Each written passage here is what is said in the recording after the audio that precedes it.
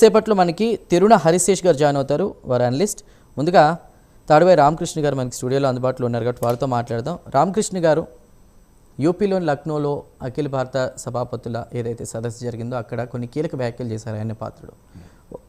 గైర్ హాజరు అయితే జీతం కట్, సభని సభ్య దిశలో పెట్టేలాగా కూడా ప్రజలు ఎన్నుకోబడిన వాళ్ళ వాయిస్ వినిపించేలా కూడా ఆయన నిర్ణయాలు ఉన్నాయి. ఇంతవరకు ఇది రాజ్యాంగంలో లేదు. మరి అది ఎలా పాసిబుల్ ఏంటి అనే దాని గురించి మీరు ఏమి మాట్లాడతారు?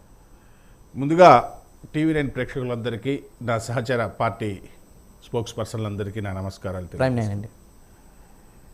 ఇకపోతేనండి మామూలుగా మన భారత రాజ్యాంగంలోని చట్టము దాంట్లో ఆర్టికల్ 170 వలన ఒక ఎమ్మెల్యేగా ఎన్నుకోబడతారు ప్రజల చేత. ఎన్నుకొనబడిన తర్వాత ఆర్టికల్ 190 దాంట్లో సబ్ క్లాజ్ 4 దాని ప్రకారంగా అసెంబ్లీకి రాని వాళ్ళు ఎవరైతే ఉంటారో వారి యొక్క సభ్యత్వము రద్దవబడుతుందండి. అలానే 191 ఆర్టికల్ ప్రకారంగా ఆ రద్దయిన సభ్యత్వాన్ని అనర్హత కూడా కోల్పోతారు. ఈ పద్ధతులంతా కూడా అసెంబ్లీ సెక్రటరీ జనరల్ నిర్ణయం తీసుకొని 6 నెలల వరకు ఆ అనర్హతని ఇవ్వటానికి అవకాశం ఉంటుంది. మీరు అన్నట్లుగా ఇప్పుడు ఏదైతే మరి మొన్న జరిగినటువంటి లక్నో సభలో ఈ యొక్క స్పీకర్ గారు కానీ, అయ్యన్న పాత్రులు గారు కానీ, రఘురామకృష్ణరాజు గారు కానీ తీసుకోవడం కారణం ఏంటంటే, దేశంలో ఎక్కడా లేని విధంగా ప్రతి చోట కూడా ఎన్నో రకాలుగా ఎన్నో ప్రతిపక్ష పార్టీలు కానీ, అధికార పక్ష పార్టీలు కానీ అసెంబ్లీలో తక్కువ మెజారిటీ వచ్చిన సీట్లతో కూడా అసెంబ్లీకి వెళ్ళి ప్రజల యొక్క గళాన్ని వినిపించి ప్రజలకు సేవ ఎలా చేయాలి, ప్రజల సమస్యలపై ఎలా పోరాడాలని దేశంలో ఉన్న అన్ని రాజకీయ పార్టీలు, అన్ని రాష్ట్రాల్లో ఉన్నటువంటి ఎమ్మెల్యేలందరూ కూడా చేయటం జరిగిందండి. ఎక్కడా కూడా ఆంధ్రప్రదేశ్లో దానికి విరుద్ధంగా రాజకీయ పరిజ్ఞానం లేని ఒక పార్టీ అసెంబ్లీకి రాకపోవటం అనేది రాజకీయ పరిజ్ఞానం లేదని మేము భావిస్తామండి. రాజకీయ పరిజ్ఞానం లేని ఒక పార్టీ ఇవాళ ఆ సమస్య ఆంధ్రప్రదేశ్లోనే ఉత్పన్నమైందని మీరు అంటున్నారు.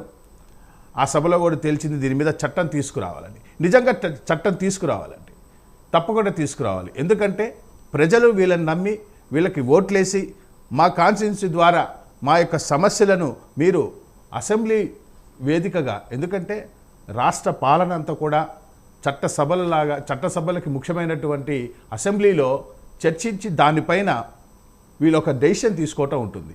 ఎమ్మెల్యేగా వాళ్ళ యొక్క అర్హతలు ఏంటంటే అసెంబ్లీకి రావాలి, అసెంబ్లీలో బిల్లు పైన వాళ్ళు ఓటేయాలి, మిగతా వివిధ చర్చల్లో వాళ్ళు పాల్గొనాలి, చర్చలు చేయాలి.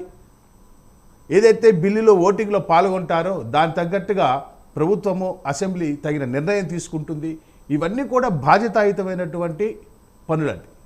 మరి ఒక ఎమ్మెల్యేలుగా గెలిచి బాధ్యత లేకుండా బాధ్యతారాహిత్యంగా ప్రజాస్వామ్యాన్ని అపహాస్య పాలు చేస్తూ, రాజ్యాంగాన్ని అపహాస్య పాలు చేస్తూ వీళ్ళు సాధిస్తున్నటువంటిది ఏమిటో అసలు ఎవరికి అర్థం కావట్లేదు. దీనికి కారణం తప్పకుండా చట్టం తీసుకురావాలి, కేంద్రానికి అయ్యన్న పాత్రుడు గారు పంపించాలి. ఈ యొక్క ఏవైతే రాజ్యాంగంలో ఉన్న ఆర్టికల్స్ని నిశితంగా వాళ్ళందరూ కూడా సీనియర్స్ కాబట్టి చూసి, ఎక్కడైతే అతను ఎవరైనా ఎంతటి వాడైనా సరే ప్రజా సమస్యల మీద పోరాడని వారు, ప్రజల సమస్యలు పట్టించుకొని వారు, రాజ్యాంగాన్ని విలువలు ఇవ్వని వారు, వాళ్ళ మీద కఠిన చర్యలు తప్పకుండా తీసుకోవాలని నేను ఈ విధంగా భావిస్తున్నానండి. ఈ సభా వేదిక, ఈ వేదిక నుంచి నేను ప్రజలందరికీ కూడా తెలియజేస్తున్నాను.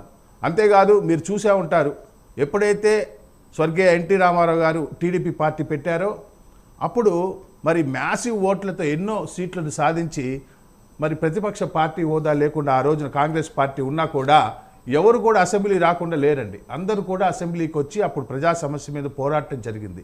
ఇటువంటి ఆంధ్రప్రదేశ్లోనే ఈ విధమైనటువంటి దౌర్భాగ్యమైనటువంటి పరిస్థితి, 11 సీట్లు వచ్చాయనని అసెంబ్లీకి రాకపోవటం, మరి వాళ్ళు దేనికి వాళ్ళు ప్రతిజ్ఞ కూడా చేస్తారు కదా అసెంబ్లీలో.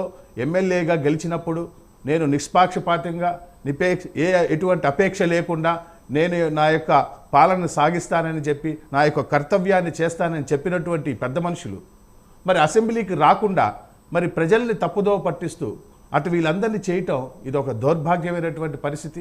ఇదందరూ ప్రజలు గమనిస్తున్నారు. దీని మీద తప్పకుండా చట్టాలు తీసుకురావాలండి.